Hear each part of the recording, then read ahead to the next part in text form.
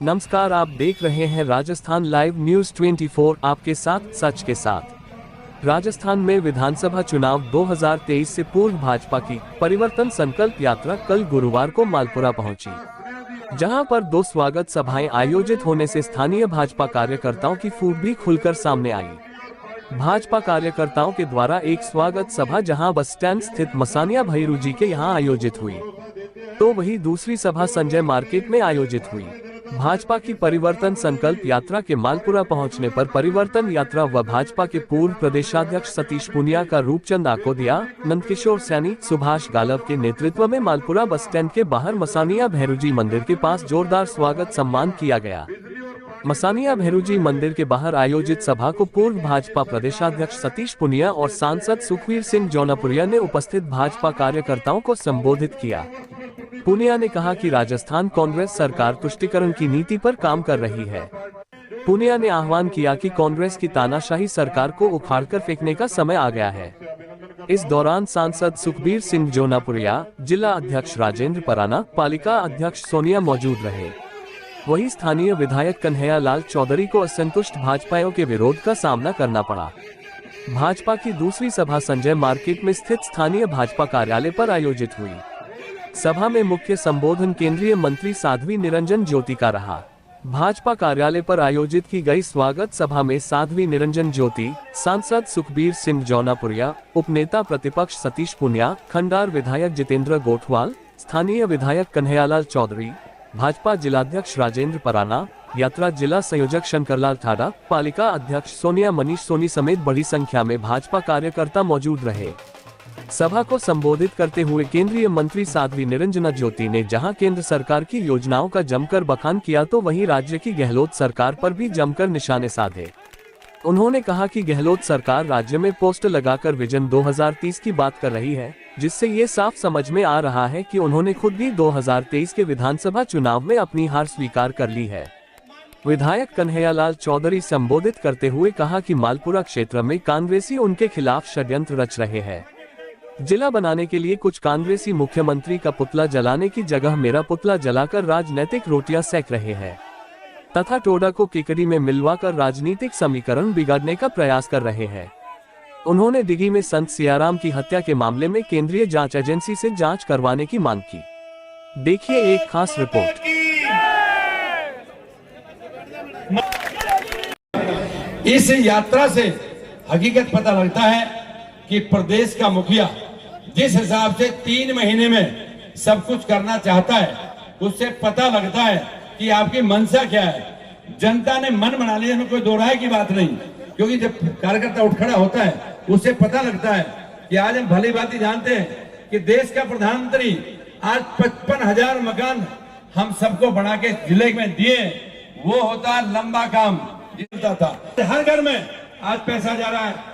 बहन जी, आज हम कह सकते हैं, हमारी महिलाएं बैठी हैं, हमारे एक पंचायत में 100 महिलाएं। राजस्थान जिंदाबाद, हिंदुस्तान जिंदाबाद। हिंदुस्तान की जिंदाबाद तो जोर से बोलनी चाहिए, क्योंकि मोदी जी के नेतृत्व में हिंदुस्तान जिंदाबाद है, जिंदाबाद था और जिंदाबाद रहेगा। इसलिए बोलिए हिंदुस्तान जिंदाबाद, हिंदुस्तान जिंदाबाद।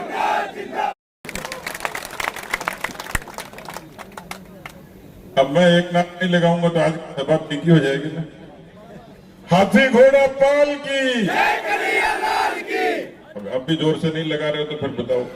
हाथी घोड़ा पाल की, जय कन्हैया लाल की। आज की सभा में अभी हमारे बीच में मुख्य संबोधन साध्वी जी का होगा। मित्रों, ये जो परिवर्तन संकल्प यात्रा है, भी कांग्रेस के लोगों के पेट में दर्द हो रहा है।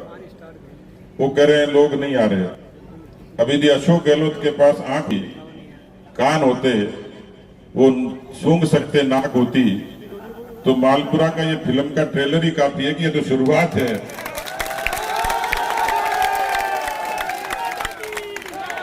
और जब ईवीएम पर बटन दबना शुरू हो जाएगा, तब अशोक गहलोत और उसके कांग्रेस पार्टी के नेताओं को पता लग जाएगा कि परिवर्तन कैसे होता।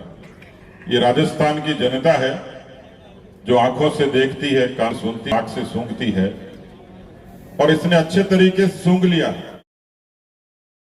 बाकी जिस तरह से सनातन धर्म को नष्ट करने के लिए विशेषकर जब भी हमारे साथी ने बताया कि हमारे साधु की हत्या होगी, और साधु भी ऐसा 95-92 साल के साधु जो बिल्कुल उनके पैसे पड़े रह गए, और उसके चारों तरफ बस्तियां रोहिंग्या की बस्ती है, वो गो तस्करी करते हैं और यहाँ की तुष्टिकरण के खातिर, क्योंकि चुनाव में उनका नुकसान नहीं हो जाए, वहां पे डॉग स्क्वाड उनके घर तक जाते हैं और वापस आ जाते हैं। ऊपर से आदेश आता है कि अगर वहां चले जाएंगे तो हमारे कांग्रेस को नुकसान हो जाएगा। इसी तरह से स्टेट हाईवे दूधू छांड में पहले हमेशा से इनके हमारे मुस्लिम भाइयों के बीच में से दशहरा महोत्सव निकलता था, बाकी मेन हाईवे पे मैं कांवड़ यात्रा भी निकाल नहीं दे रहे, और ये सिर्फ और सिर्फ तुष्टिकरण करने की ऐसी बहुत सी घटना है। मैं साध्वी मोदी से कहना चाहता हूँ कि हमारे मालपुरा के साथ सबसे बड़ा धोखा किया, यहाँ इसका विखंडन कर दिया। मालपुरा का जिला बनना केकड़ी से दूधू से इम्पोर्टेंट ये था। जब हमें पता लगा, हमने विधानसभा में मांग उठाई, सब कुछ उठाई, और महीने भर तक हमने कांग्रेसियों को आगे रखे कि हमारे तो शकल से वो बीजेपी के नाम से तोड़ना चाहते कि यहाँ बीजेपी मजबूत हो गई। वो आप सब लोग आगे रहो। यहाँ कांग्रेसियों ने 50 बारी कन्हैयालाल चौधरी का पुतला फूंक दिया, बाकी कभी अशोक गहलोत के खिलाफ एक बारी आप बताओ फूंका है कभी उनसे? अभी तक अशोक गहलोत उनसे मिल नहीं पाया। इन्होंने तुष्टिकरण करी, टोडा राय सिंह से 70,000 वोटों में से 45,000 वोट अकेले वहां से आते हैं, उसको तोड़ के मालपुरा का उसको केकड़ी में मिला दिया। आगे के लिए परमानेंट यहाँ कांग्रेस आ जाए, बीजेपी खत्म कर जाए। तो आने वाले समय में मैं सतीश जी भाई साहब कहना चाहता हूँ कि मैनिफेस्टो में दोबारा पुनर्गठन की आप जरूर इसमें जोड़े। एक मिनट भारत माता की, भारत माता की, वंदे वंदे, जय श्री राम। आज के परिवर्तन यात्रा में राजस्थान की विधानसभा के नेता प्रतिपक्ष के रूप में राजस्थान के पूर्व प्रदेश अध्यक्ष आदरणीय सतीश पूनिया जी, मैं कल से एक होल्डिंग देख रही हूं, हाथ जोड़े। शायद आपकी निगाह गई है कि नहीं गई, मैं तो जहां जाती हूं तो उसको बहुत बारीकी से देखती हूं। उस सब होल्डिंग में लिखा हुआ है और लगा भी है 2000, क्या लिखा है? हम लोग यात्रा लेके चले हैं 2023 की, और वो क्या लिखे हुए हैं? इसका मतलब अशोक गहलोत ये 23 का चुनाव हार मान चुके हैं। ठीक है ना? वो है महाराणा प्रताप का राजस्थान है, लेकिन जयचंदों की कमी नहीं है। बनी थी इस प्रदेश में, मैं अपने भी बता रही हूँ, कितनी सड़कें बनी थी कांग्रेस के शासन में। अटल जी ने लागू की थी योजना, कितने किलोमीटर थी। और आज ये मेरा विभाग है, आज जब मैं राजस्थान में बोल रही हूँ, उस समय 2014 से अब तक 20,298 किलोमीटर प्रधानमंत्री न फटी बीमारी वह का जाने, तो गरीब क्या समझे? गरीब की पीड़ा किसने समझी? उस चाचा बनी दूसरा काम कर ली वे बेटे बचा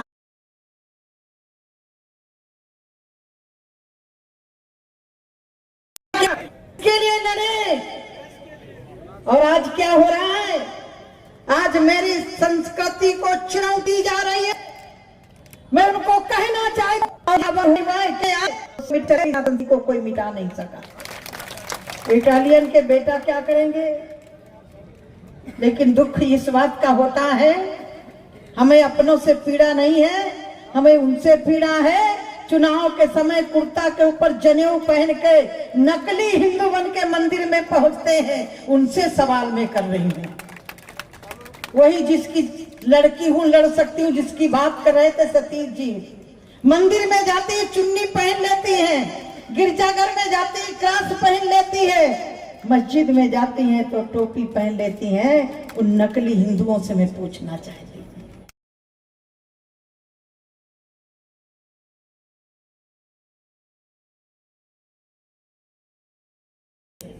रामायण कहती है धर्म न दूषण सत्य समाना, आगम निगम पुराण बखाना।